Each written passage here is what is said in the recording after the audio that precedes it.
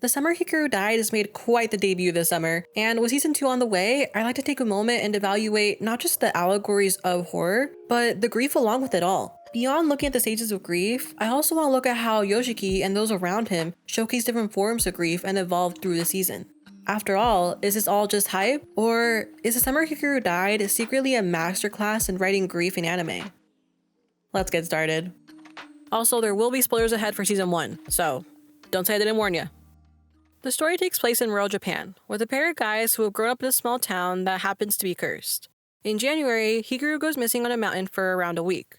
After this week of being missing, Yoshiki finds Hikaru's corpse. When he wakes up, the new Hikaru appears, and Yoshiki returns to his daily routine with the new Hikaru for around 6 months until he's finally able to confront him. This is where the story begins, as Yoshiki continues through his emotional journey with Hikaru, who is now wearing the real Hikaru's corpse. But what is grief? Well, according to this website, which I'll link down below, grief is experience of coping with loss. Most of us think of grief as happening in the painful period following the death of a loved one. But grief can accompany any event that disrupts or challenges our sense of normalcy or ourselves. This includes the loss of connections that define us. Grief doesn't necessarily involve death. You can undergo grief through loss, divorce, or some sort of meaningful event. It's also different for different people. We often hear about the 5 stages of grief and think of it as a checkbox, where you need to hit every single box in order to know that you grieved properly. But that's just not how it is. Some people follow every single step, other people don't. Some people do it out of order, other people might skip one, or be much faster in accepting, or longer in accepting. It just depends. At the beginning of the show, it's not difficult to tell that Yoshiki has distanced himself from others for quite some time now. Even though he hadn't fully confirmed that this Hikaru isn't the actual Hikaru, he still displayed symptoms of anticipatory grief. This is essentially grieving before the event takes place, mourning before someone actually dies because the person is already on their way out. Yoshiki displays this as deep down he knows, but it's one thing to know and another to have it confirmed beyond a doubt that Hikaru is dead now, and that it wasn't just a bad dream. Yoshiki is distant from his family, particularly his father. He is quiet and seems to be going through the motions of grief. The first episode begins with Yoshiki confronting Hikaru, so it's hard to say what his behavior was like in that 6-month gap, but after confirming once and for all that the real Hikaru is dead, he begins to display physical symptoms. His nosy neighbor mentions that Yoshiki keeps this light turned on all night, indicating that he's struggling to sleep normally, if at all.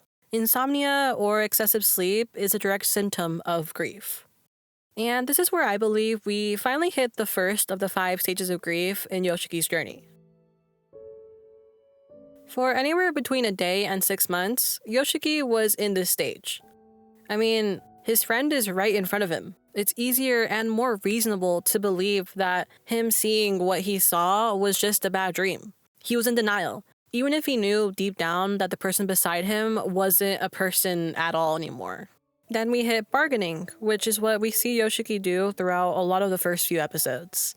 Bargaining is when you imagine reaching an agreement so you don't have to deal with loss. It's also stated in this website that you may also regret past actions that you imagine could have spared you from the loss.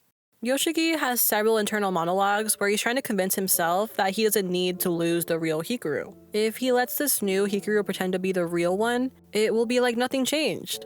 He's reaching an agreement and trying to negotiate with the new Hikaru, along with himself, about their current situation.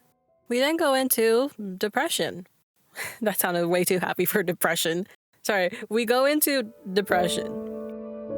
The website describes the form of depression as being emotionally detached.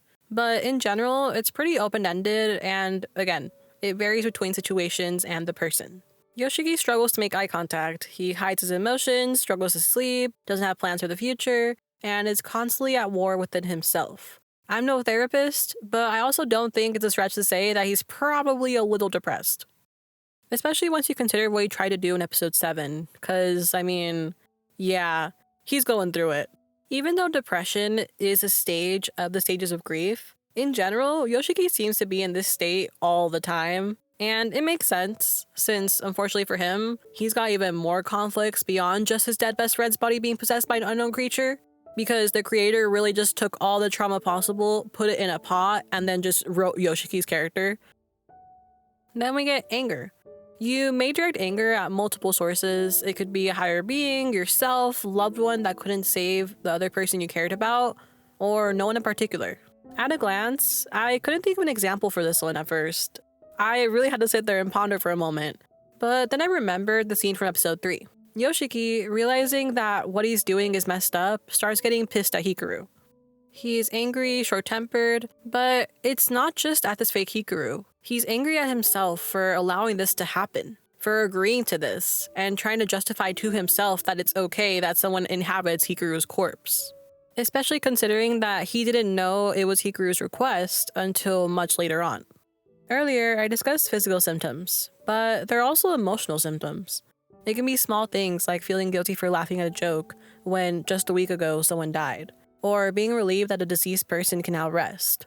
Emotional symptoms are a mixed bag of anger, sadness, relief, stress, and especially guilt over the entire situation, or guilt for even showing an indication of already moving on. Personally, when it comes to media, it's rare to find shows that actually bother to do this. Most of the time, for the sake of moving along the plot, characters recover super quickly, almost instantly, or after an episode or two, as if losing someone was more of a physical injury, like breaking a leg, rather than losing a parent or a friend. And I get it, writing grief realistically can make things pretty depressing, but that's why I find shows that do this so much more impactful. As humans, it's inevitable that we will face grief, as morbid as it sounds, whether it's a loss, a breakup, or being rejected from a huge opportunity. And yet, it's not something we're necessarily taught or guided on how to confront it. So some people struggle to properly move on or move forward from that instance. I find it so valuable that these different emotions are expressed in media because you never know who it can reach. It can help people put their own emotions into words and connect with an audience that would otherwise feel disconnected from the world in that aspect. But personal preference aside, let's talk about the most common final stage, acceptance. Acceptance is, well, exactly what it sounds like. Although the pain may still be there, learning to accept a situation, to have a proper grip on the new reality, and to come to terms with it is part of acceptance.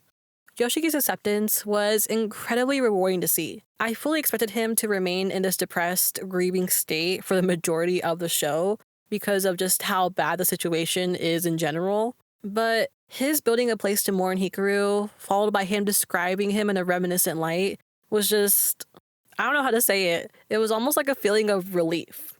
Because it's a sign that Yoshiki is actually slowly but surely learning how to progress and move on from just being in this state. For a normal situation, the grieving process could take anywhere from a few months to a couple of years. Symptoms will typically get better over time, but yeah, it takes a while. But this is the summer Hikaru died we're talking about. Yoshiki is too busy being terrorized. Also, brief and awkward transition. If you like this sort of content, feel free to subscribe. The channel is very close to hitting 1,000 subscribers. So, it's free, I swear. But it's not just Yoshiki. We meet several other characters who, in the limited time that they appear, manage to display and grief in different ways that are incredibly fitting for their respective characters. Asako, once realizing that Hikaru isn't the actual Hikaru, is sad for a few days while she's processing what she saw and the possibilities behind it. After confirming that the real Hikaru is dead, she cries. Completely understandable and the normal reaction to have. She even calls out how weird it is that Yoshiki acts like nothing is wrong. But we also have the daughter of Lady Matsuda, who works at the library. By the time she appeared in the show, it had already been a while since the old lady had died, but you can see from her reaction that she's still actively thinking about it and in the grieving process. She mentions how their relationship was already strained, and now she won't be able to make amends or really get closure from her mother again, and she's trying to return to her normal life of work. But the most notable one out of these was Yoshiki's dad, Toshi. We didn't get to see much of him at all this season because Yoshiki didn't want to talk to him, but when Yoshiki asked him about the Indo family, specifically about Kohei, he brings up how they were great friends and how he misses him, as nothing has ever been the same since he died.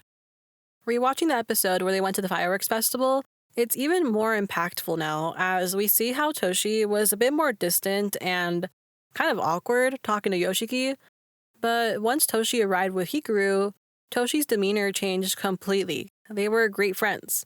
And Yoshiki had the same parallel with Hikaru, as he also lit up when Hikaru arrived. Honestly, there's a lot of really good scenes, but I really enjoyed the scene where Yoshiki talked to his father and asked him about Kohei, as it immediately added so much more depth to his character. Similarly, how we didn't need to see Lady Matsura's daughter at all. She didn't need to be included in the show. We didn't need to see her grieving process either. So it's just a really nice touch to see how much more effort is being put into the side characters along with Yoshiki. Through these characters, we get a glance of grief at different stages with different people and different situations. And from people who aren't Yoshiki and aren't in a situationship with a god demon creature like thingy. But yeah, if I had to answer the question of whether or not I think this show pulls off grief very well, the answer is clearly yes. It's honestly up there in terms of shows that actually put in an extra effort to do so. But what do you think? Do you think there's some other shows that pull it off a little bit better? Let me know. Please. Like seriously, please. This fall season is looking really dry. I have nothing to watch. Thanks for watching, and even more thanks for 700 subscribers. It's crazy. And with that, bye.